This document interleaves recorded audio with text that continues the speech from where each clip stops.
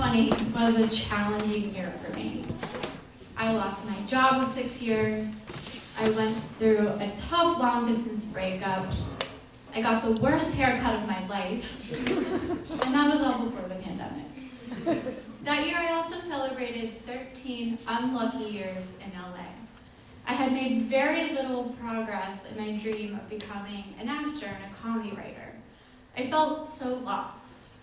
I wanted so badly to escape my own life, but with the lockdown in progress, that was literally impossible. To entertain myself, I started perusing Google Earth and visiting faraway destinations on my computer. I went to Iquitos, Peru, buried deep in the Amazon. It's the largest city in the world that's unreachable by car. I explored capital cities in Africa that I had embarrassingly never heard of, like Kigali in Rwanda, which is a major hub for visitors tracking mountain gorillas.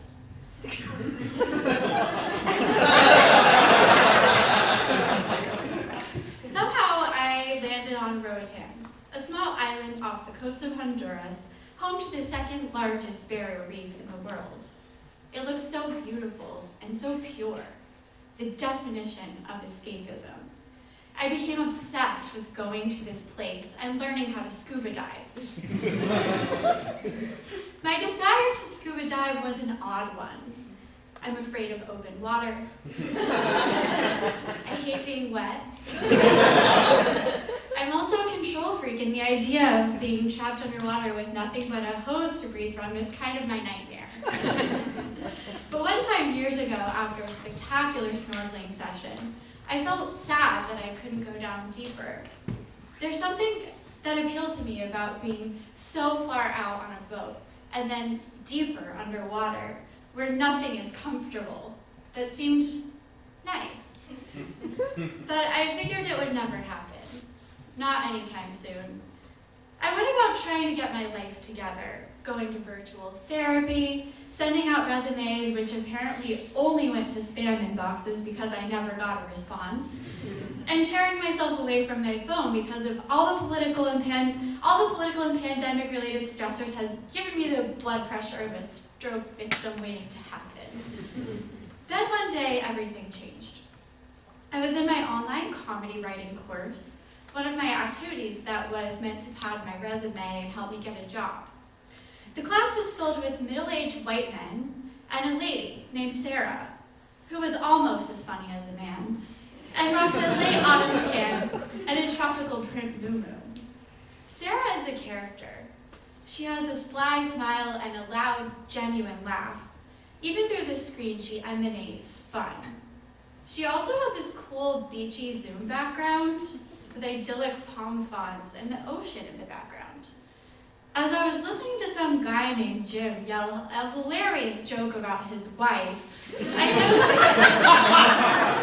noticed Sarah's Zoom background shift as if from a breeze, and what looked like a bird entered the frame. I thought, what is going on here? I messaged Sarah and asked where she was. She wrote back, I'm in Honduras. I own a dive shop here. Hold up. Suddenly I understood why some people believe in fate. During a time in my life when nothing made sense, meeting a Honduran scuba shop owner in a Zoom comedy writing class somehow made sense.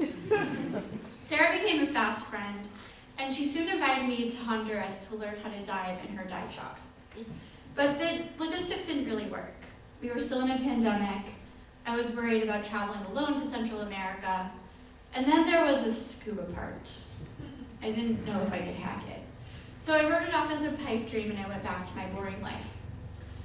But not too long later, out of the clear blue ocean, my friend Carrie asked me if I would like to take a diving class with her at the YMCA in Long Beach.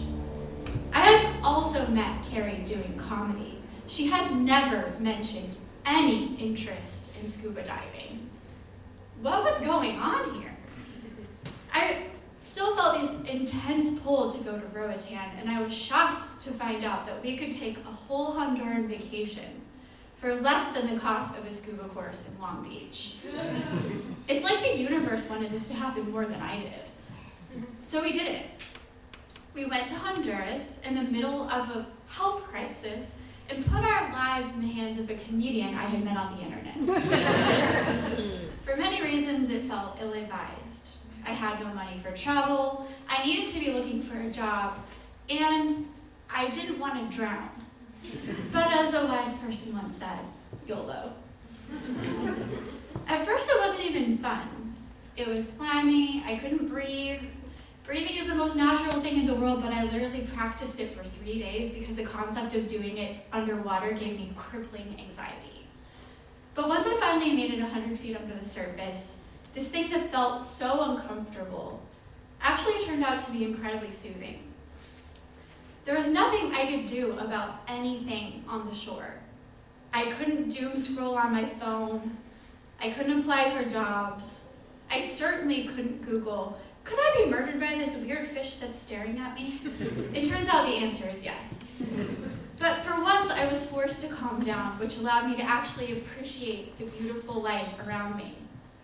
Soft coral that flutters in the waves, and tiny jellyfish that sting your hands, and eels that hide in the sand and poke their heads out when they feel threatened. It's magical. Also creepy, but mostly magical. And the entire process is centered in breathing, like a nice meditation. Now I understand why I wanted to scuba dive, despite the activity conflicting with my entire personality and most of my preferences. On some level, I understood that I didn't need to check out of life. I needed to check out of the noise and embrace life. And all of the fears and uncomfortable sliding wetsuit moments. When you're worried about the future, you can't be in the present moment. And that's too bad because sometimes the present is really freaking cool. Much cooler than a Google image.